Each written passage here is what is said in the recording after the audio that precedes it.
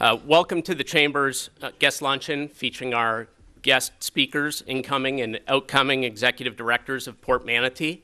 It's a mixed blessing to have these two leaders with us today that are in and out of the helm of an economic engine that's now the fourth largest port in the state of Florida. Port Manatee is very important to the Manatee Chamber of Commerce and to Manatee County and the greater region. I can speak with some authority as a member of the Chamber's legislative team. We just got back last night from a few days up in Tallahassee. Last year we advocated with the port and with the legislative delegation for the submerged land redesignation. And this year we advocated for the Port Manatee Connector Road acceleration. Construction costs are yet to be determined, but the range of jobs that are to be created are somewhere in the range of 2,000 to 4,000, no small figures in these times of economic recovery. Without any further ado, I am going to move on to our speakers. We're going to have each of our speakers talk with you, and then we would ask that you please hold your questions until both speakers have finished. First is our new Port Manatee Executive Director, Carlos Gutierrez. Carlos became the new executive director effective January 2nd, 2012. Carlos Gutierrez was director of business development at Port Everglades in Fort Lauderdale, and he was selected from a field of more than 80 applicants to succeed David McDonald, who's retiring January 31st after more than 36 years at the port. Mr. Gutierrez was at Port Everglades for 22 years. He helped double container cargo at the port during his tenure, and he'll bring that expertise to Port Manatee.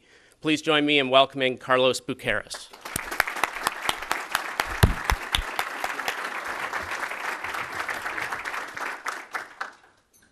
Thank you, Todd. Thank you very much for having me, and David at the same time, before David runs away into the sunset.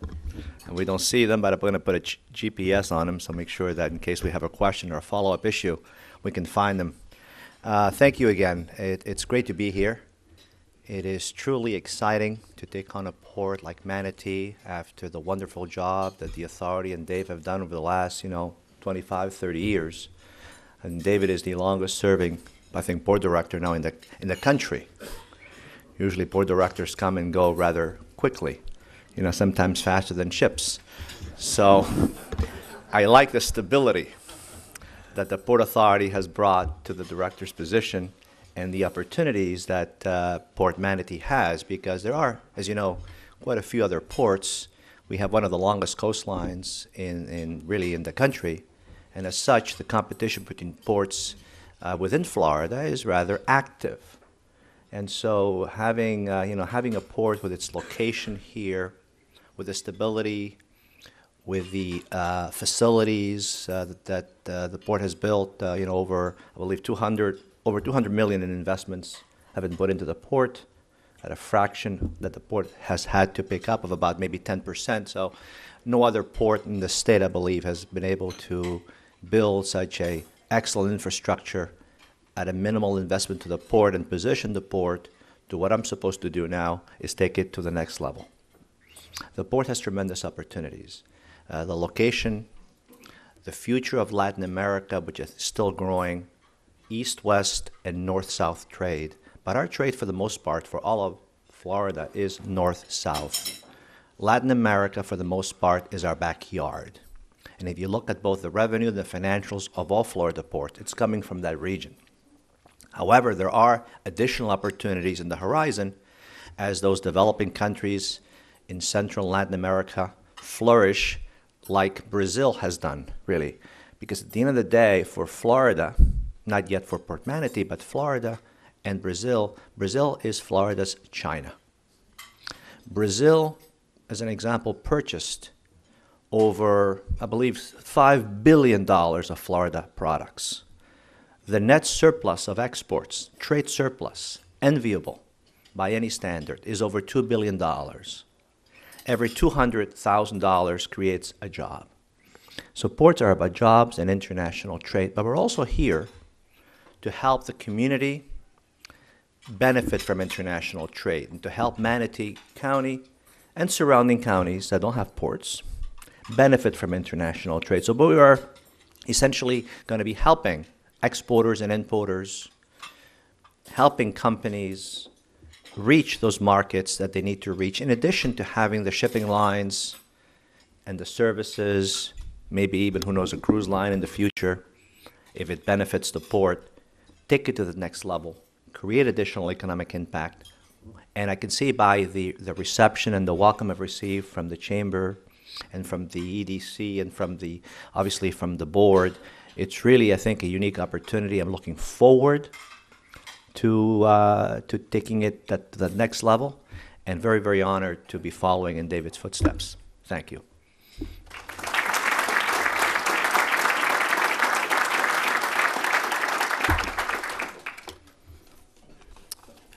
Next, we have David McDonald. David McDonald has been the executive director, as I said, with Manatee's Port Authority since 1992. During his tenure, nearly $200 million in port improvements have been completed, solidifying Manatee as one of Florida's fastest-growing seaports, with a regional economic impact of $2.3 billion annually, supporting more than 20,000 jobs statewide. Mr. McDonald is past chairman of the Florida Ports Council, a position he held for 10 years. He also served as chairman of the Florida Port Council's Environmental Management Committee and as chairman of the Florida Ocean Alliance. He earned his accreditation as a port manager in 1996 from the American Association of Port Authorities and was one of the association's first 5 port managers to receive the distinction. In 2008, Mr. McDonald completed a 3-year term serving former U.S. Transportation Secretaries Norman Mineta and Mary Peters on the Marine Transportation System National Advisory Council. Please join me in welcoming David McDonald.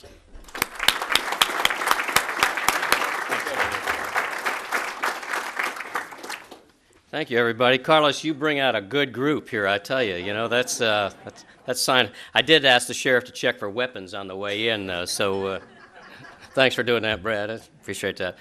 Let me tell you, you know, I think Carlos used the perfect word that I would use as where Port Manatee is positioned today, and that's opportunity.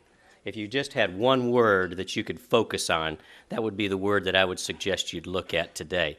Let me give you, you know, you always have to have a few facts and figures out there, so let me give you some from the Department of Transportation and the Florida Ports Council about the 14 deepwater seaports in our state. First of all, they represent a waterborne international trade moving through our seaports valued at over $69 billion a year. That's a lot of trade. We handle most of the trade in our seaports that come through the state and through the southeastern, a lot of it through the southeastern United States. Florida ranked 4th amongst the nation's top exporting states in 2010. Here's the one that I really want you to focus on, and that is, they found in this study that a Florida seaport, a job at a Florida seaport, pays approximately $15,000 a year more than white-collar and blue-collar combined in our state. So when a job is created at a Florida seaport, it's a good job. It's a job that somebody can raise a family on, that they can become an active part of the community, and they can help in the development in organizations like our Chamber of Commerce here. So we bring good jobs, you know, and that's the important factor. That's why when the state invests in a seaport in the way of a grant, they found through this same study that they get more than $7 in return for every dollar they invest in a Florida seaport. Now, if you're out there investing in this day and age, that's why the governor right now is looking at investing. That's why he put over $70 million into the Port of Miami to help them dredge deeper. That's why he's putting more and more money, and the legislature is too, through that effort in Florida seaports, because they found through their studies, not ours, that Florida seaports bring good jobs to the communities. And you know what? There's only 14. Now, there's a 15th on the horizon just to the north of us in Brooksville. A barge port, Port Citrus, is trying to emerge. And they have been brought into the Florida Ports Council's overall umbrella at this point. But that's why out of, 67 counties, I think, or something like that we have in the state of Florida, There's only 14 to 15 counties that have this type of an economic driver within their region. And the forefathers that brought Port Manatee here back in the 1960s after a feasibility study, and they started building it in 1968, they're the ones that were the initial vision that brought this to Manatee County, to bring jobs, to bring economic impact and economic commerce, and particularly give a venue and a portal to international trade and commerce worldwide. How important has that become in our lifetime? I mean, you go back, we all go back to when Sam Walton was around, right? And what was it? What was the mantra of all Walmarts? Buy American. Go into a Walmart today and try to find anything made in the U.S. of A. 99% is China, and the other 1% is somewhere else in Asia, probably India or someplace like that. That's nothing negative to Walmart. That's just the change of the world that we have seen as we've seen the world completely change in our career lifetimes. And so I think the most important thing is, are we ready here in Manatee County? Are we ready to take hold of the opportunity that tomorrow brings? Because we've seen that change. We've seen everything from the Berlin Wall fall to all kinds of things we never thought would happen in our lifetime, and to the age of the computer, when most of us, when we started in our career, were writing things out on a ledger sheet, this wide, and then recalculating them 6 times to make sure we got the same number twice. And look where we are today. And where will we be now in another 10 years? Because how fast has the last 10 years gone? We're already 4 years into the worst recession of our lifetimes, and yet you look back, that's gone pretty fast. And we're all betting on Dr. Fishkind that he's right this year, and we're coming out, baby. So, I think we are, and I think, I think we as people sometimes. I always love the bumper sticker that said, "I heard there's a recession, and I decided not to participate." What a great saying. Because I think, my own personal view is, a lot of a recession is psychological. We just got to get ourselves out of that psychological mindset and just say, let's get this thing over with and behind us, and we got to take off, and we got to move forward. Port Manatee is ready to do that. I call it, the phrase or the term I would use is we're ready to catapult into the next economy. That was one of the things that we focused on with the staff and the Port Authority, who's been so eager to support and help the ideas that have been brought to them over the last couple of decades. But I just wrote down a couple of things that have been implemented that makes this port ready. First of all, we went back initially and we redredged the port to over 40 feet. That puts us in with the deepest ports in the state. In fact, many of the big ports don't have that kind of water at all of their docks. We have built 5 new modern warehouses at over 700,000 square feet, and we now have more cold storage than any other port in the Gulf of Mexico. We've enhanced security. In fact, our security department led the nation. We're the only seaport in the entire United States that's authorized by the Maritime Administration to teach the federal course. So we've taught ports from California to Texas to New York to every port in the state of Florida on seaport security issues, both nationwide and statewide, because if you remember, Florida had, up until the legislature wisely pulled back on the double oversight of security, we've had some of the most daunting security to achieve here in this state. And yet Port Manatee's staff has been able to go out and train other ports to keep them up with the security issues. We've expanded our rail. We've doubled our interchange tracks. Thanks to CSX and the Department of Transportation, we jointly went out there and doubled our capacity. While we're moving 10,000 rail cars a year on our railroad, on the Port Railroad, we could double that tomorrow to 20,000 rail cars without building another piece of track. So we're ready to go. We've added. We have now over 200 what we call reefer plugs. That's the heavy-duty electricity that we plug the refrigerated boxes into. I mean, you can imagine now one plug is as much as an average household would take. Okay, and we have over 200 of those. But you can imagine a steel 40-foot box has to be kept. Sometimes, if we have frozen seafood in it, has to be kept at minus 10 degrees on a hot August afternoon in the middle of a parking lot. And so it takes a lot of electricity to do that, yet electricity is cheaper and cleaner, and that's why we do that, and that's why we use that rather than using generators out there. we've done our staff has done extensive environmental mitigation in order to build these new docks that we have been able to build and create these. One of the things that our staff pledged to our authority, and our authority as elected officials pledged to you and in the community, is that we would enhance the environment. We wouldn't just mitigate. We wouldn't just trade off and whatever. We would enhance it. And so at the end of the day, former Secretary of DEP Mike Soul has told me this, and he will tell any one of you the same. It was the most successful seagrass and largest successful seagrass transplant in the history of the state of Florida. We moved 5 acres of seagrasses, a shovel at a time, moved them to the other side of the port. They thrived. They had to thrive at 105% before we could start construction. Those 5 seagrasses are now over 25 acres of seagrasses because of that. We've created office space. We've purchased 2 container cranes. We didn't have the money for that, but those are $4 million a copy. But the Department of Transportation saw such a vision themselves through Secretary Can, who were all saddened that he's moved on to another career. But I've already asked our staff to get together with DOT District 1 and let's renew those relationships with the new folks, because Secretary Can saw the vision. He brought half of the money for those cranes to the table, and one of our stevedoring companies, Logistec, brought the other half in a true P3, public-private partnership. And so we got both of those cranes, $8 million worth of cranes, without $1 expended by the Port Authority. And so that's important to have those partnerships so that you can do things even when the economy doesn't quite cooperate.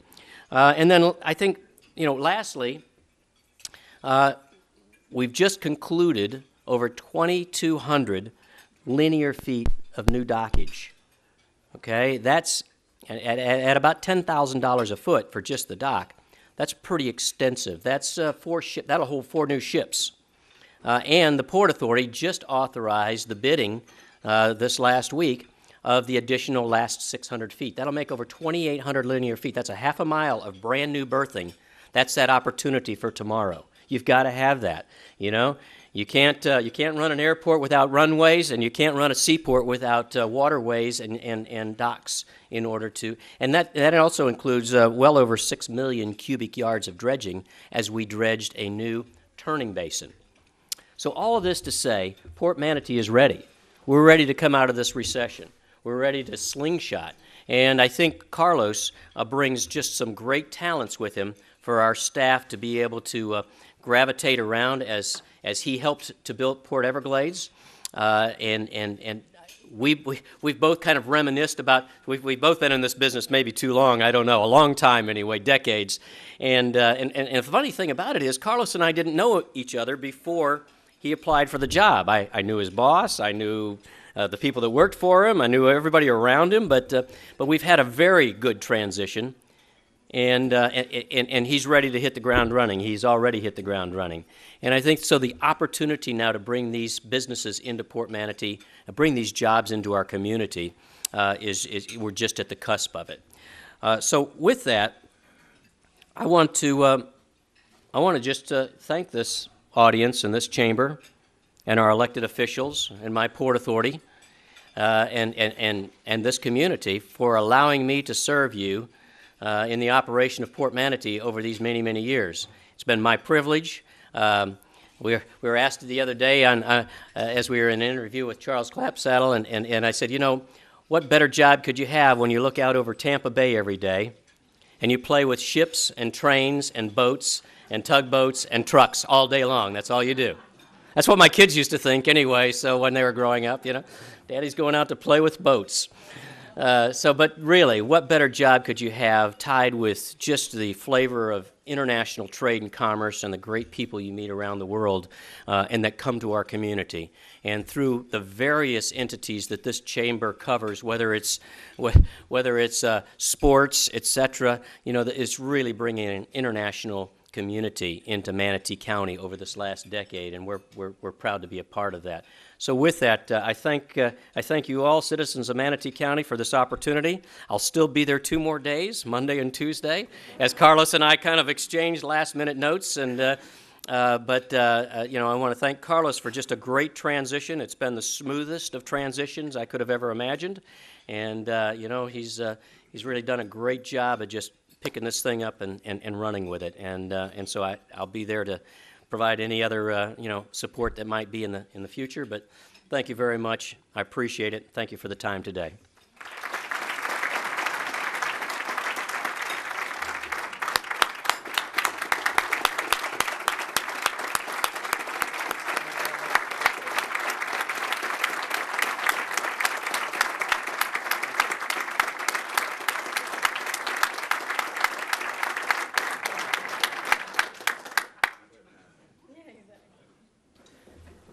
Thank you, David, and thank you very much for your service to Port Manatee, and welcome, Carlos.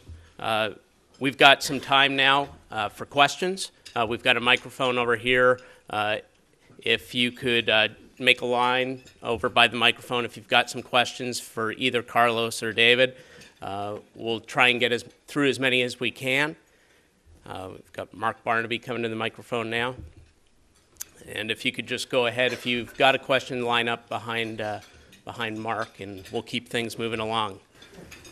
First of all, having worked in county government and for cities, being there as long as you have been is an amazing thing. I don't think everybody appreciates that, but that is an amazing feat all by itself. I guess I've got 2 questions. First one's for David, and it is, what is the most surprising thing that happened while you were port director? Not counting the next 2 days. And then the question, since we've got some legislative people here, what can the legislature do to assist the development of the port?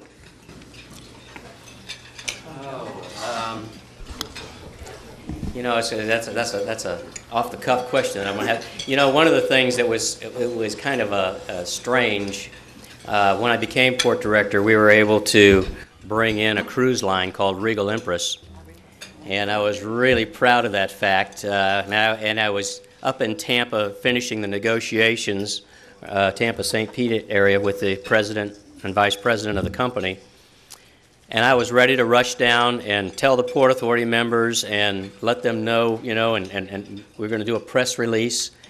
And I was crossing the Skyway Bridge. I looked to my right, and that was where we'd had a ship collide with 2 petroleum barges. And I'm looking at a ball of fire 50 feet in the air, and I just said, there's no sense even going in at this point. It's never going to be on the 6 o'clock news, because that's going to, you know, so that was one of those surprising events that we had. But, you know, we had a good run with the Regal Empress. And Carlos, we've been talking about this. There may be opportunities now, because in the wisdom of the legislature, and Jim, we appreciate what you've done, and they realized that security was overlapping the federal government requirement and penalizing Florida seaports and Florida operations along the waterfront. And so they pulled back on the state's requirements and said, okay, the federal government's got everything in place now to handle not only in Florida but nationwide. That will open up the window now, I think, for Carlos to maybe look at whether cruise, ferry operations, those types of things in the future, as we watch the development of the Caribbean, as we watch the development of trade with Central America, etc. And if you haven't seen any of those ferry operations lately, you ought to look at what they're running in Europe. They're as nice as the nicest cruise ships. It's just below deck. They can also run cargo. So there's a lot of opportunity there, but I would say that was one of the biggest shockers, is to kind of see my press release just go right down into the basket. So,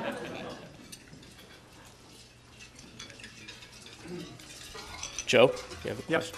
I wonder if you could talk a minute about the Port of Tampa to the north. Is there synergy with the port, or is it a true competitor all the way? I mean, is there anything that can be gained by having them as our neighbor, or are they truly a competitor? I would say yes. Your answer? Carlos, you might want to address that. Carlos is very familiar with it. Well, having come from an environment, you know, with the Port of Miami and Port Everglades, two very competitive ports. But one of the really logical things is that you can't, rob Peter to pay Paul, and that was never done in terms of the South Florida environment. If we compete, we have to compete on service and location, and let the customer decide where he wants to be, as opposed to being at another port in another state. So the first is to get their attention, to bring them with the port of Tampa to the Tampa Bay area, and then show them really that the fastest way is a right on Tampa Bay. So besides that, it's pretty easy.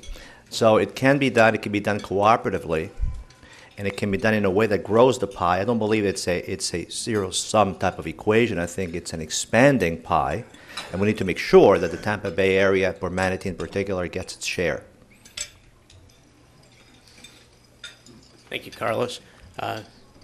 Marie. Hi. Hi. Well, I just want to say on behalf of the Manatee Chamber of Commerce, David, how much we have enjoyed our relationship with you. You've become a friend as a citizen, and speaking for the Chamber, we're so proud to see all that you've done for the port, and so we're going to miss you. So I really have enjoyed working with you. And Carlos, to you, I want to welcome you to Manatee County, and I know we've heard some of this, but I'd like to know a little bit more about you personally. I mean, kids, hobbies, things like that. All right, now I'm in trouble. Any business questions? Well, no, I've grown up around the world a little bit. Really, the port has been my hobby for the last few years, 20-some years, because as David said, who can go out and play with ships and, trains and planes and automobiles, because you also export automobiles. So it's really that kind of, job where every day where the water meets land, something's going on. Some interesting thing is going on. So that, for the most part, I really don't play golf. I really don't fish much. So really, in terms of things, I enjoy, I think, getting in and exploring communities like this one. I think I find the Bradenton area, Manatee County, compared to Southeast Florida, so much, enjoyable and practical and human-sized. I'm going to look forward to settling in here and enjoying all the things that, Bradenton, Manatee, and so on have to offer. And having lived, just about everywhere in the world, sooner or later I'm going to have to settle down. And so, you might be stuck with me for a while. I have 4 children, 3 boys, 1 girl. And so, but they're all out of the house, thank God. And as David said, downsize. Make sure you downsize. Because if you don't, in today's economy, as you've been reading in the paper, there's the boomerang children that come right back. First of all, what I did when moving to Manatee, I didn't tell anybody. They can't find me without the forwarding address. I didn't tell anybody. So first they got to find me. In all seriousness, 4 children out of the house. And so it's really, it's my wife and I.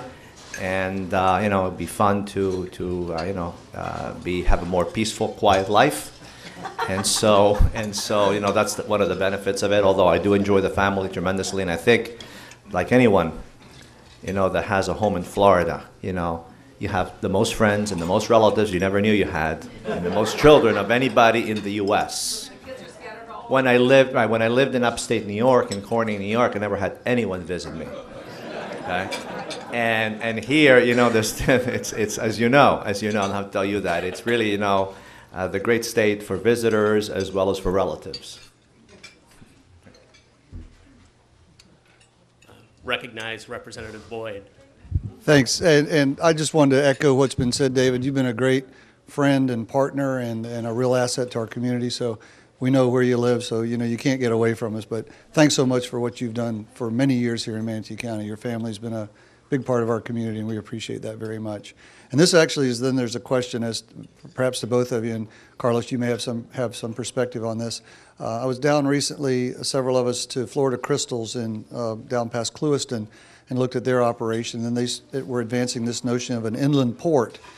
And I, coming from Palmetto, I thought, well, inland port, how are you going to get a boat there? Well, they educated me a little bit on that. But the question earlier about the Port of Tampa, Port of Manatee, and then kind of to Mark's question, what can we do to help? Is there any viability to something of that nature, an inland port type concept in our, east of us that both ports could share? Are there things that we can do? Right, And then, right. and then further, are there things that we can do now or later you can tell us that we can continue to do to help you expand our opportunity here in Manatee County? I know Representative Stubbe and Pilon and myself and others would be happy to be part of that if there are things that we can do. To answer your last question first, I think what we need from you is to continue, as David said, to put in, $1 and get $7 back. I think that's primordial. Investing in the ports proven to be profitable. The ports need it, and it opens up the universe to opportunities for Manatee County. So continue to invest, continue to focus on ports, and continue to move that forward for the economic impact and the viability of employment. The second part is that there have been several projects, one now in Moorhaven, another with Florida Crystals, and they're all touting these inland ports in the middle of the state of Florida. Well, we have our own in the encouragement zone, but that's a real port because no other facility, no inland port in the state of Florida will likely be filled if you have an encouragement zone like we do on its way to that inland port. It doesn't make any sense to look at an inland port when you have such an expansive, well-located, and kind of right in the way of progress encouragement zone. So most ports and most private developers have looked at those inland ports, but you got to fill what's by the water first. Okay. And so I think we are in the right place at the right time. Thank you. Thank you. Another question? Sure. Thank you. I was just wondering, gentlemen, other than supporting our legislators to help with those things, for those of us who are not on the public side, what can we do to assist those companies? Because there are obviously so many out at the port. What can we do to assist them with that catapult effect in these coming years that you talked about? I'll take a first shot, and then I'll let Carlos finish up. What he just brought up with the encouragement zone is vital. The county and the Port Authority are working together on this in harmony because it actually is not port property. But really, finding those industries that are involved in international trade and commerce that are looking to come to Florida. This is the perfect place, this 3,000 to 4,000 acres right across the street from the port for them to domicile. And of course, you bring a manufacturer or some type of a distributor, that brings just hundreds of jobs with that are permanent, long-term jobs. And so that's where I would say, as business people, you would focus, to think. And one of the things that we're going to be, that is set up now and that Carlos and the staff are going to be really focusing on is getting liner services established. And a liner service in a shipping is just like an airport, okay? That airplane is coming every morning at 9 o'clock, okay? That's the way a liner service in a ship is, usually once a week, though, but it's coming every Monday morning at 9 o'clock. Typically, with bulk and break bulk, we deal with tramp services, which is I'll be there next week, okay? And I'll call you at the sea buoy when I get there. What a liner service brings is that continued 52-week-a-year service that smaller companies then can link. Oh, there's a service that's going down to Central America or into the Caribbean somewhere, and then other ships are meeting it there. So I can actually get my product through Port Manatee to China, or China to Port Manatee, or Port Manatee down to Colombia, or over to Central America. That's where the smaller businesses will help frame this and put this together. And I'll give you one last example before I turn this over to Carlos. One of the things that we've been working on, first of all, to get that liner service established, we've had the top 5 shipping lines in the world in Manatee County here in the last couple of months, okay? From Maersk on down to Med shipping, okay? And so they've been here from their corporate headquarters, and some of them have made a second and even a third trip back. 2 of those companies even came to our ribbon cutting ceremony when we opened berth number 12 a few months ago. And so we're on their radar screen. Now it's going to take the cargo at this side to draw them in. They're going to need that 300 to 400 boxes, and you've seen these 40-foot containers going down the highway that have Maersk on them, or Hapag, or some of the other names that are out there, Med Shipping. It's going to take 300 to 400 of those every week coming in. So companies that we have here in Manatee County. Let's take Bell's, department store. Great company, and they are working with us hand in hand to try to attract enough business because they, along with a lot of other companies, their ship is actually coming into Savannah, Georgia. Driving those trucks down to Bradenton, Florida, to the distribution center on 301 and State Road 70, and redistributing them into vans, driving right back out of the state of Florida to the retailers. Now, that should be coming into Port Manatee, and they want it to, believe me. Please do not make a pitch to them, because they're our biggest champion. They're out there at the tip of the spear going after others like them so that we can build that up to a size of that 300 to 400 boxes a week, because once you get to that magic number, somebody's coming. One of those top 5 are going to come. And that's kind of where we are in trying to get that. So that's where, as chamber members, as business people, and some of you have lots of business contacts. Maybe you're an insurance company and you've got hundreds of business people that you represent, or legal firms, or others that, retailers. You have that ability to help be part of Port Manatee's sales force and say, hey, if you go see, Mr. Gutierrez there and his staff, they're trying to get this pot added up here where we can get these boxes and we can get this ship to call. Because we're ready now. We have the cranes, we have the dock, we have the deep water, and the Port Authority just authorized the bidding of the first 15-acre parcel of heavy-duty container yard. Now, we can handle about 65 to 70,000 TEUs, containers a year right now, but we need this additional yard to really show that the Port Authority is serious in the big leagues. So that's kind of where as business people you can really help as we try to get out of this, pull ourselves out of this recession, because trade lanes are changing. There's a lot of argument on both sides of the Panama Canal, how big it is or how big it isn't or whatever. There's a lot of argument, but you cannot ignore the fact that trade lanes are changing. And as Carlos says, there's a lot of trade going north-south now. Brazil is Florida's largest trading partner. 9 of Florida's top 10 trading partners are Latin American countries. 9 out of 10. So you might be learning Mandarin, but you better be learning Spanish, okay? So keep those things in mind as you're out into the business world, trying to, this is what you can bring back to the table. Carlos, I'll let you pitch. I'll be brief. No, but David is right. The other aspect is that ports, the way that I was doing business at my former facility need to be also promoters and cheerleaders for trade, but not just saying it, doing it. And one of the offers I make to you, to your members, to your friends, to your partners, the port will be involved in helping you, if you're interested, finding export markets to sell products. I don't think we can help you in services as much, but products that you want to sell. So there are various programs that we want to talk to you about if you have an interest, because really Latin American countries, European countries, now of course, as David said, with the worst recession probably in memory, it's a little bit more harder. It's harder, but the way to avoid just being stuck in one economy is to export. So if you're prepared to have an interest in exports and you want to come and see us, we'll hook you up with foreign markets and foreign buyers, not just being the port, drop the card off, but to help you sell overseas and diversify your portfolio, and therefore weather these economies better. I mean, as I said earlier, Brazil has purchased, overall, billions of dollars more. So if we're not selling to Brazil, if you're not selling to Brazil something, you might be missing the proverbial boat. So we don't want you to miss the boat. We want to bring the boat here and help you sell.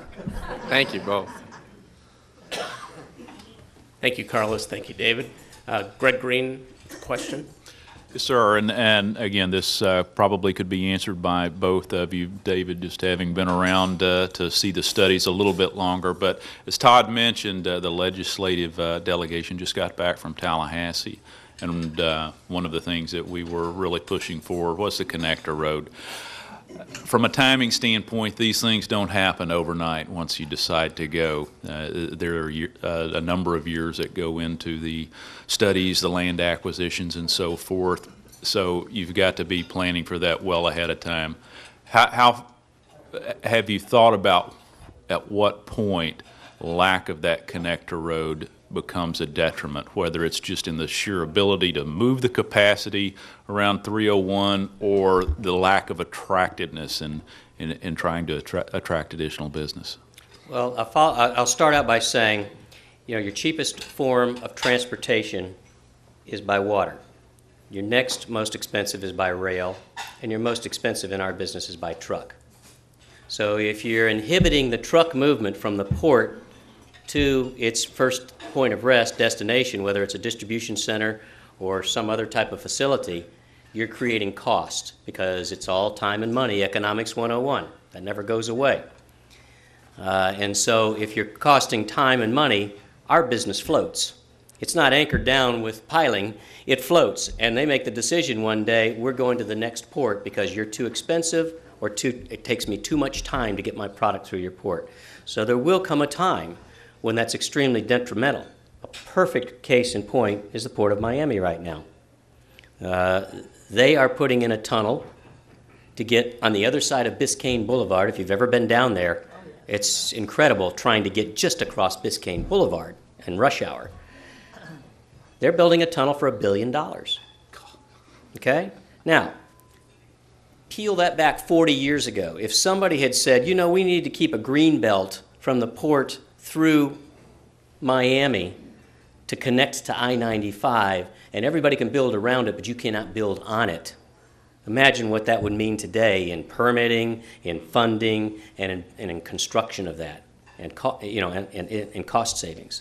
So that's what really the staff, the Port Authority, the Department of Transportation, I can't say enough about Secretary Can in catching and capturing the vision of Port Manatee, pushed this forward, and we knew it would take 10 to 15 years.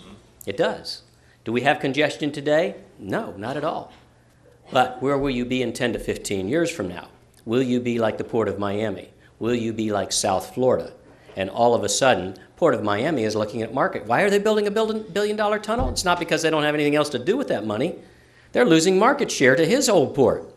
And sooner or later, they lose market share on up to the Port of Jacksonville, because it gets too costly to get that product and too time-consuming to get that product to point of rest. So we knew it would take forever to do it. We appreciate the backing of the chamber, because it won't happen without that. This is a community-wide thing. If you've ever been before the U.S. Highway Department, Department of Transportation, holy cow, it just grinds along. That's all I can say. And you try to pick up the pace, you're just going to get ground in the gears along with it. So you better plan on 15 years, but you got to keep that pressure there, and you got to keep it going, because at some point in time, when the cargo builds and the congestion comes, and you're not just moving 300 to 400 containers a week, you're moving 3,000 to 4,000 containers a week. Now you got a problem, And I will say to you as public officials, we've asked you before, but I'll renew that. That span, until that is built, that area between Port Manatee and I-275 is crucial that you don't put any more roadblocks there. No stoplights, no, anything that stops cargo movement costs somebody money. And so keep it a clear lane until such time that you're ready to, put that interchange in. But as you build the encouragement zone, as you develop that, this is going to become more and more crucial. And the County Commission / Port Authority deserves a tremendous amount of credit for seeing that vision. And when they were negotiating back when there was going to be about 8,000 homes built there, remember about 2005, 2006, there was supposed to be like 8,000 homes built across the street from the port. And as those developers would come, they would say, okay, set a little bit of space aside for this green belt. Because you got the green belt, there you go. You got what you need. You got what Miami wishes it had. So anyway, Carlos, I'll let you follow up. David is absolutely right, and it's a good way of putting it. Had Miami thought about this 40 years ago, they could have saved $1 billion. And you're right, David's right, that Miami was always my best marketing plan, because they made so many things easy for me. I sent them many thank you notes. I couldn't have done it without them. So, All right. Thank you. Thank you very much.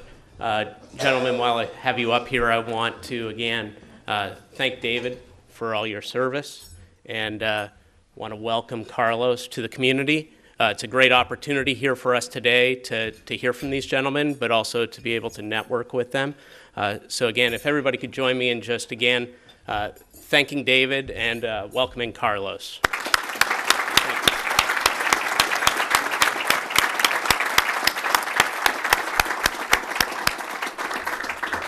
I also wanted to make sure I recognized Commissioner Larry Bussell as the Port Authority Chairman this year. And I want to thank our sponsors once again, Kaiser University and Mosaic. Also want to thank Bob Bartz, Neil Spiritus, Lisa Reeder for all your hard work in putting this together today. And thanks to all of you, Manatee Chamber members. Without you, this wouldn't be possible. Hope everybody enjoyed their lunch, enjoyed hearing from David and Carlos, and hope you enjoy your weekend. Thanks very much.